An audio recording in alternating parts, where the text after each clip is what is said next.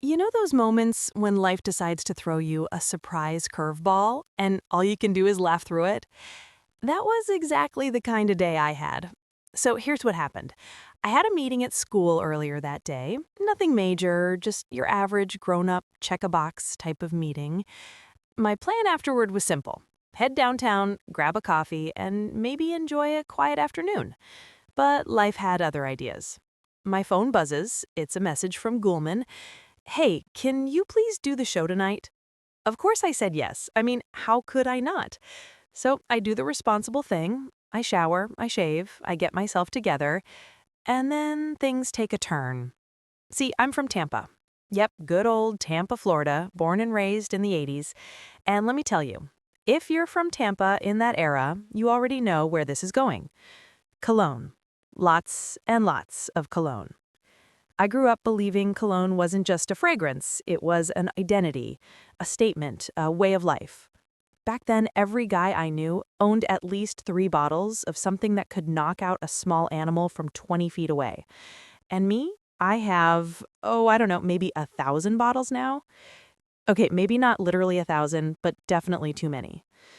Anyway, I've been living alone in Vancouver for a while, and when you live alone, you kind of forget basic social rules, like how much cologne is too much. That morning, I sprayed a bit before heading out, or at least what I thought was a bit. But when you live by yourself, there's no one there to stop you. No one to say, hey, maybe ease up before you fumigate the entire block. So I just kept spraying. And suddenly I was 17 again.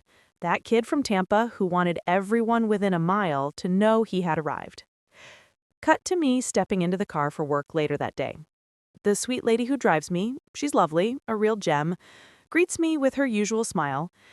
Except something's off. The windows are down. Now, it's cold out, like Vancouver cold. And I'm thinking, why are we riding with the windows down? Did I miss a memo? She doesn't say a word for the first 15 minutes, just silent driving, hair whipping in the wind. I start to wonder if she's upset about something. Then it hits me. Oh no, it's the cologne. I had overdone it again. She was probably holding her breath that entire time, praying for a red light so she could sneak a breath of fresh air. I felt horrible. So what do? I apologize. I tell her, I'm so sorry. I may have gone a little heavy on the spray this morning. And she just laughs, that polite, like, I forgive you, but please never do it again kind of laugh. Later, I tell this story on stage, and Kelly, bless her, immediately picks up on the part I was trying to gloss over. She says, you sprayed too much, didn't you? And I'm like, yeah, maybe just a touch. But then she adds, it was so thick, I slipped in it. It was like car wash soap on the floor. Okay, maybe I went a bit overboard. Apparently, when the mist settled, it was so strong it could have triggered a car alarm, which actually leads me to the next part: TikTok. Kelly brings up that younger people on TikTok have these hilarious car alarm challenges where they mimic the sounds of alarms with their voices.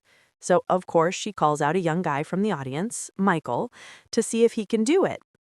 Michael stands up, green hair and all, and the crowd starts cheering him on. She asks, can you do the car alarm sound? He looks nervous, but he gives it a try. And honestly, the kid nails it. The crowd goes wild, everyone's clapping, laughing, and the energy in the room just skyrockets. And there I am, trying not to die of embarrassment, because really, the whole thing started with my overzealous cologne habits.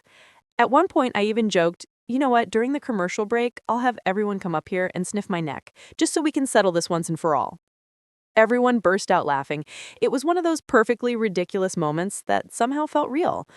Because here's the truth.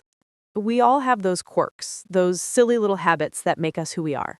Mine just happens to involve an excessive love of cologne and a tendency to forget that not everyone wants to smell like a luxury perfume shop at 8 a.m. But hey, at least it makes for a good story. By the end of the show, everyone was smiling, even Michael, who got a standing ovation for his car alarm impression. And me, I learned a valuable lesson. One spray is enough. Maybe two if you're feeling fancy.